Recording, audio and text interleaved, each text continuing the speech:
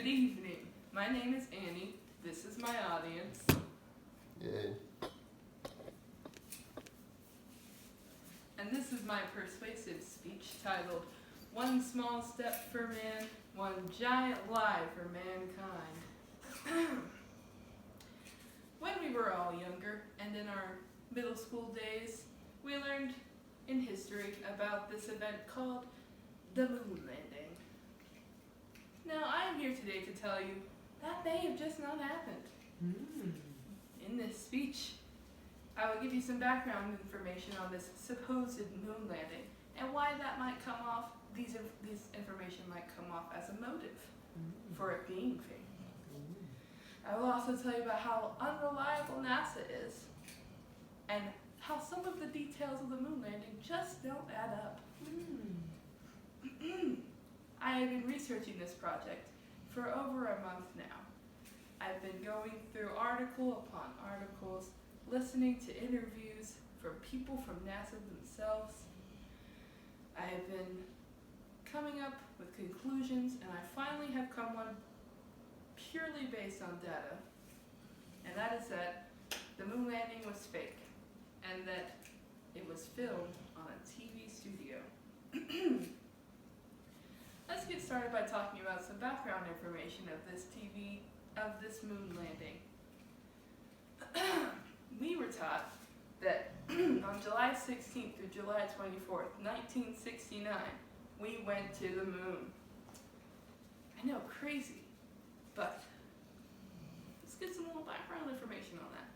In 1962, September 12th to be exact, JFK gave a speech at the Rice Stadium, and in this speech, he says, "In 10 years, I would like to go to the moon." Now, that's kind of crazy. 10 years only, he wants to do that. But then you think, why would he say that? Oh yeah, because back then, at that time, we, as the USA, were in a propaganda war with Russia. Being Americans, we like to win. We have a very winning nature. We're very feisty like that. So, that's a motive. They wanted to, if you couldn't make a rocket ship and send people to the moon and figure it all out in 10 years, you still want to win, so one way would be to fake it. There's one motive. Next, we'll talk about the money of the whole project. Now, the money, the funds given to NASA for the moon landing, right? About $25.4 billion. They were given $25.4 billion to do research, build a rocket ship, send it to space, plant the moon, train, all this stuff. Now, if you were to fake something and not actually use all of that money, but make it believable enough that people think you did do it, then you would have all that leftover money for yourself. And that's a motive, wanting money for other things. And just in case you didn't think $25.4 billion was a lot, translated to today's value of money, it would have been $152 billion. So that is a lot of cha-ching that these NASA people get. Boom, motive, thank you. Wow. There is a quote from an interview that I was reading in an article also, and it says, I completely agree with this, so bear with me. It says, yes, the government can set itself an extraordinary goal and go on to achieve it, but that doesn't mean it can't win the war in Vietnam, or clean up inner cities, or cure cancer, or any of those things that Americans might have actually wanted more. The idea that the government isn't actually powerful, it just pretends it is. You can see how it feeds into the moon hoax. So boom, there's a little motive for you. Now we talk about little motives, let's talk about how NASA is unreliable. We'll start off with the terrible tragedy of the fire in the cockpit that killed 3 Apollo 1 pilots, or astronauts. They were pre-test flighting. They were pre-flight testing. And this cockpit caught on fire. They were fixing to fly this thing. It wasn't even built right. But anyways, yes. Another thing It's the loss of the OG tapes, the original tapes of the moon landing. Now, if I were to ever go on the moon, I would keep that tape, if I were able to record it, to the side. I'd keep it preserved in a nice place where it wouldn't be destroyed. But no, I guess NASA's just careless, or they lost these tapes. They never existed. Huh. Because what? We never went to the moon. Insane. Some people believe that new information had to be recorded over old files, and that someone accidentally recorded over the moon landing. How do you accidentally record over a major historical event? Because it didn't exist. That's right. And you know a little bit about the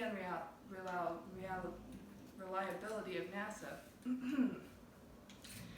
Let's talk about some details about the moon landing that just don't add up. One of the major details that don't add up is those of the Van Allen belts. Now, Van Allen belts are radioactive belts that surround the Earth, and the moon is on the other side of these Van Allen belts. Mm-hmm. So if you would want to get to the moon, you would have to go through these radioactive belts. And doing research, as I said I have done, you would have died. The radiation would have killed you. Now that's like, oh, it's okay, they have protection. No. In one of the interviews I also read, somebody who was on the crew side of building the ships for these NASA people, they said that the goal for the ship was to be as light and as thin as possible so that it could make it there and back. And that it had no radioactive protection, no special radioactive protection. And neither did their suits. So how did they get through there and not die? Because they didn't. Period. Another little detail is that a professional photographer has looked at the photos that NASA has produced and has said in his professional opinion, I do not think the moon landing was fake, but these photos are not real. These photos have been edited. Why would you edit photos if they're real? Maybe it's because you weren't on the moon. Maybe. Overall, you have heard about, well, now it's time for me to wrap up because I am running out of time, but I hope that you guys do some research on your own, and hopefully it sparks some interest in you so you can come with your own opinion. And I hope that you also come with the same opinion that it is not real, that it is fake. Overall, you have learned about the motives of NASA wanting it to be fake, NASA being unreliable, and the details that just don't add up. Hopefully, you take this with you, you think about it for a little bit, and you agree with me. Thank you for being my audience. I really do appreciate it. Once again, this is my audience.